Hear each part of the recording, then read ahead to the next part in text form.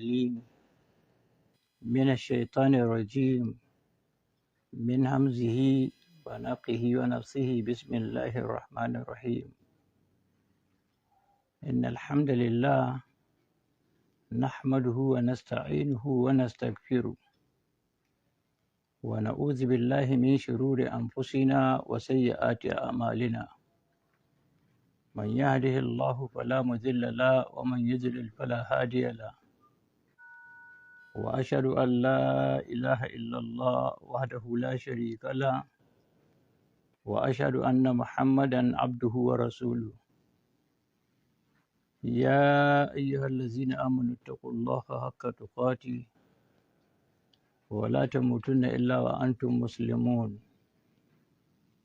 يا أيها الناس اتقوا ربكم الذي خلقكم من نفس واحدة وخلق منها زوجها وبث منهما رجالا كثيرا ونساء واتقوا الله الذي تساءلون به والأرحام إن الله كان عليكم رقيبا يا أيها الذين آمنوا اتقوا الله وقولوا قولا سديدا يصلح لكم أعمالكم ويغفر لكم ذنوبكم ومن يطع الله ورسوله فقد فاز فوزا عظيما أما بعد فإن خير الكلام كلام الله وخير الهدي هدي محمد صلى الله عليه وسلم وشر الأمور محدثاتها وكل محدثة بدعة وكل بدعة ضلالة وكل ضلالة في النار. يا uwa musulmi na faɗin Najeriya da duniya gabaki ɗaya, ina muku gaisuwa ta addinin musulunci, gaisuwa mai albarka kuma gaisuwa mai tsalki, waton assalamu alaikum wa rahmatullahi wa barakatuhu. Yau muna yammacin Lahadi, waton daren Attanin, 13 ne ko 14 ga watan Muharram, 18 ga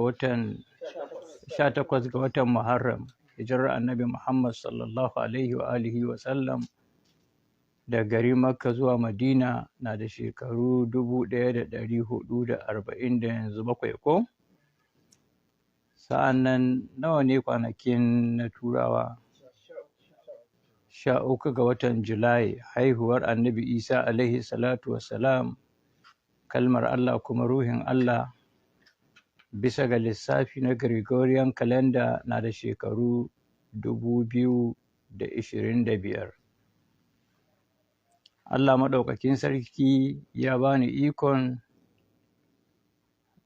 amfani da waɗannan 'yan mintutan domin in isar da saƙo zuwa ga al'ummar musulmi. Na farko dai ina ma al'ummar musulmi jaje na rashe-rashen da aka yi ta yi, tun daga na ƙananan mutane har zuwa ga manyan mutane waɗanda suka shahara ga ƙasa. Sa'an nan na biyu, ina mai matuƙar shaida musu cewa labarin da aka fara yaɗawa ga social media, mutane suka fara zo muna, to wannan labarin ƙarya ne na cewa na mutu. A'a, lafiya ta lau, ina nan zaune gida cikin ƙoshin lafiya, ko asibiti ban tafi ba. Wannan abin da aka saba da yaɗawa ne. An yi shekaru ana yaɗa na mutu, an yi shekaru ana yaɗa na mutu. To ranar mutuwar dai tana nan tafi, da tawa da ta masu yaɗa cewa na mutu ɗin.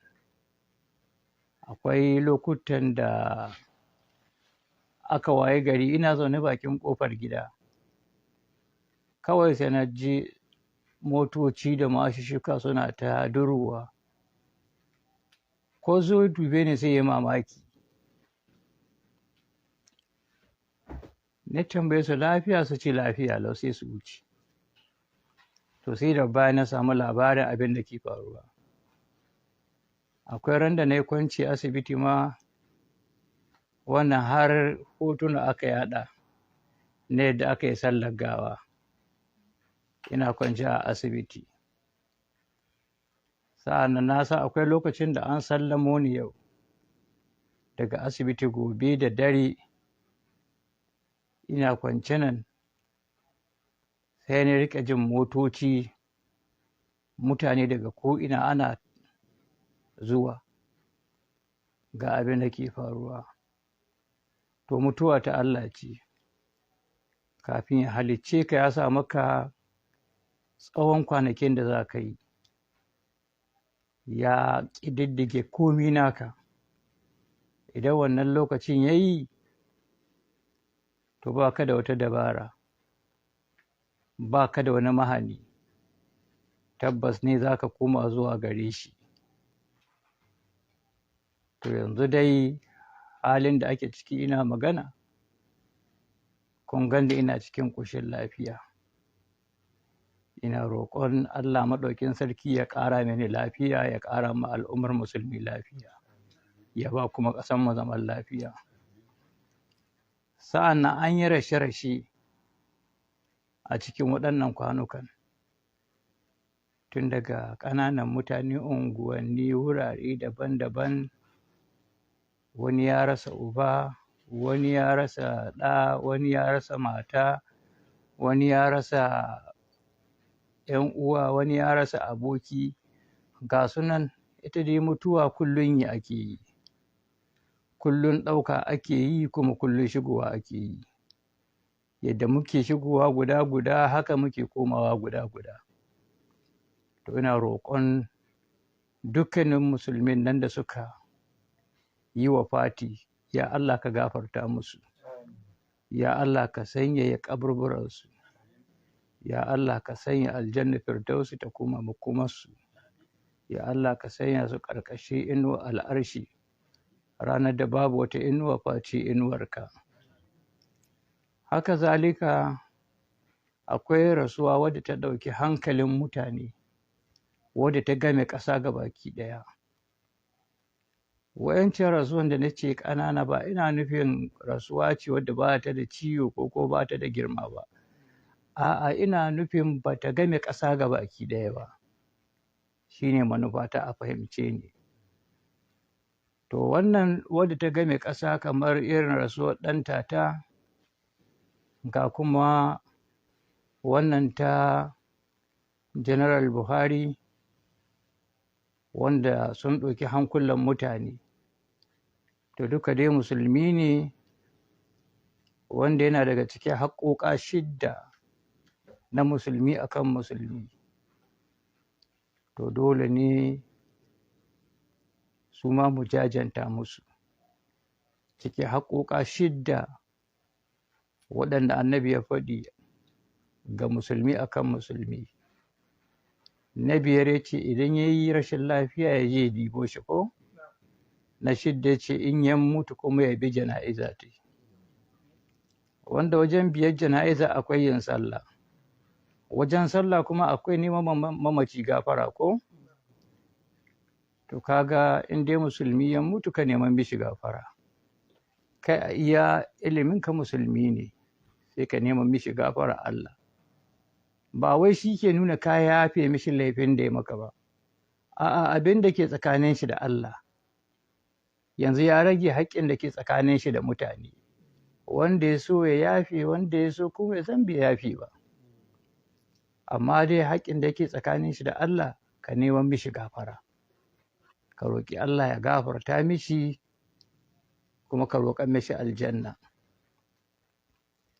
To wannan muna yi a matsayin ta'aziyya ga dukkanin mutanen Najeriya gaba ɗaya, da dukkanin musulmin duniya gaba ɗaya, na cewa Allah ya gafarta musu, Allah ya gafarta musu, iyayenmu, kakanninmu, 'yan uwanmu, danginmu, waɗanda muka sani da waɗanda ma ba mu sani ba, waɗanda suka riga mu gidan gaskiya. Allah ya gafarta musu, Allah ya gafarta musu. Wannan kusan shine yawon da muka yi ta yi ƙauyuka, muna haɗuwa da 'yan uwa masoya, muna addu'o'i wa juna, muna addu'o'i ga magabata waɗanda suka riga mu tafiya. Kowa ya sani. To shine wasu suka laɓa ta nan cewa ashe yawon nan da malam ke zuwa, ashe lokaci ne na yayi. Shi yasa Allah ya bashi ikon yayi wannan yawon. To har dai zuwa wannan lokacin da nake magana, lokacin bai yi ba. In yayi, babu shakka, babu ƙarin ko daƙiƙa ɗaya gare ni, dole in karɓa kira. Tunda Annabi Muhammad sallallahu alaihi wa alihi wa sallam ya karɓa kira da lokaci yayi. Sa'annan annabawa daban-daban masu daraja suka karɓa kira Allah da lokaci yayi. Ga sahabbai sun karɓa kira. Sa'annan ga manyan malaman musulunci irin su Imamu Darul Hijira, Imamu Malik bin Anas, su ma sun karɓa kira. Irin su Imamu Shafi'i, irin su Imamu Ahmad, irin su Abu Hanifa, irin su Imamu Bukhari.